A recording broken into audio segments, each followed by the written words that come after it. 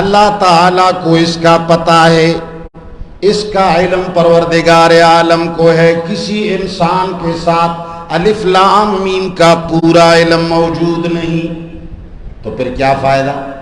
فائدے سے پروردگار عالم معلوم ہے، وہ دنیا والوں کو دکھاتا ہے کہ اگر میں کچھ نہ سمجھاؤں تو تم ساری دنیا بھی مل کر تحقیق کرو گے، سمجھ نہیں پاؤ گے، لہذا سمجھانے والا، آسان کرانے والا اللہ ہے۔ الف لام میم، اللہ کو اس کا پتہ ہے۔ ذالک الکتاب لا ریب فیہ ھدی للمتقین۔ پروردگار عالم نے اس قرآن کریم کی تعریف کی ہے۔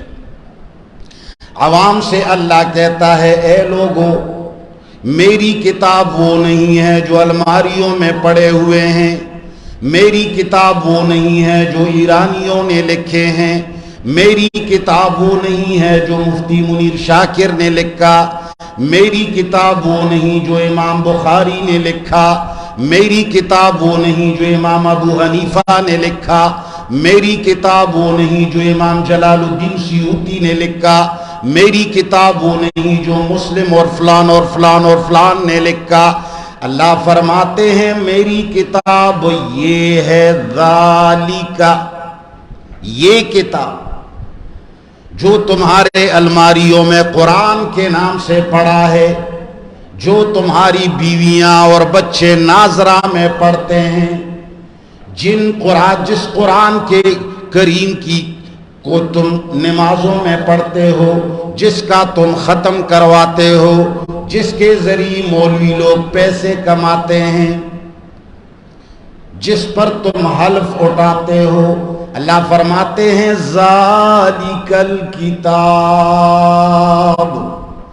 اور یہ اشارہ ہے پروردگار عالم کے ساتھ جو وہاں لوح محفوظ پر اس کی جو اصل لکھی ہوئی ہے، وہاں اللہ کہتے ہیں نا، یہ تو رب العالمین نے عرش پہ فرمایا ہے ذالک الکتاب، کہ میری کتاب یہ ہے جو اوپر میرے ساتھ ہے اور میں تمہیں بھیج رہا ہوں، اب تمہارے سامنے پڑی ہے۔ ذالک، یہ جو لکھا ہوا ہے رسول کے ہاتھوں سے، یہ جو لائے ہیں جبریل، یہ جو بھیجا ہے میں نے، الکتاب، یہ مکمل کامل کتاب ہے۔ الکتاب کا معنی ہے یہ مکمل کتاب، اس میں کوئی کمی، یہ کتاب دوسری کسی کتاب کا محتاج نہیں، یہ کتاب مولوی کا محتاج نہیں، یہ کتاب اولیاء کا محتاج نہیں، یہ کتاب انبیاء کا محتاج نہیں، انبیاء سارے اس کے محتاج، اولیاء سارے اس کے محتاج، علماء سارے اس کے محتاج، عوام سارے اس کے محتاج۔ یہ پہلے لفظ کا معنی ہے ذالک الکتاب، پوری کتاب یہ ہے، یعنی قرآن کامل کتاب ہے، بخاری کامل کتاب نہیں، مسلم کامل کتاب نہیں، دنیا کی کوئی کتاب کامل نہیں، ساری دنیا کی کتابوں میں ایک نمبر کامل اور مکمل کتاب کون سی ہے؟ قرآن۔ ذالک الکتاب، پہلی بات تو یہ ہے کہ یہ کتاب کامل ہے۔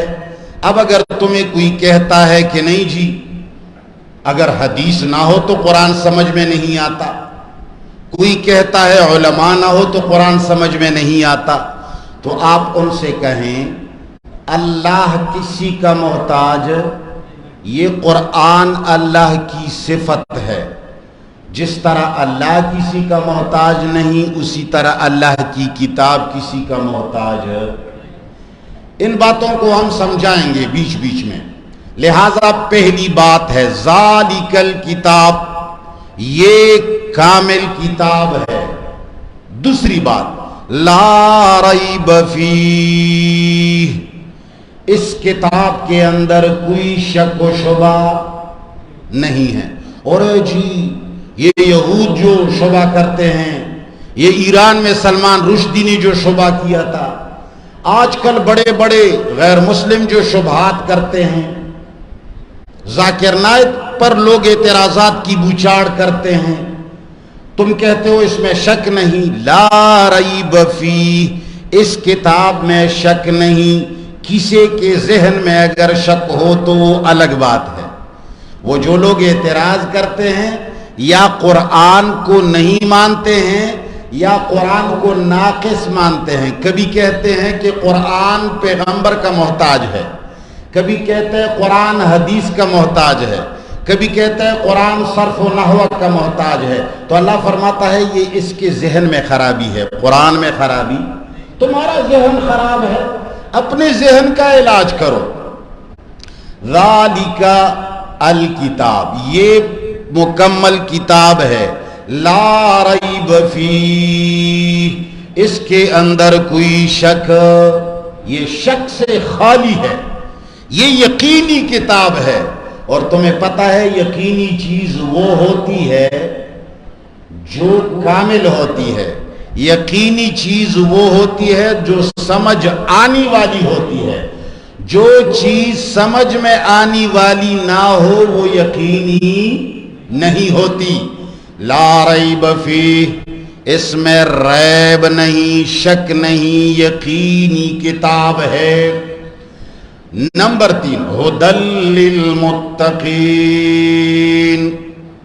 یہ پوری ہدایت ہے پرہیزگاروں کے لیے۔ ویسے قرآن ہے تو ساری دنیا کے لیے۔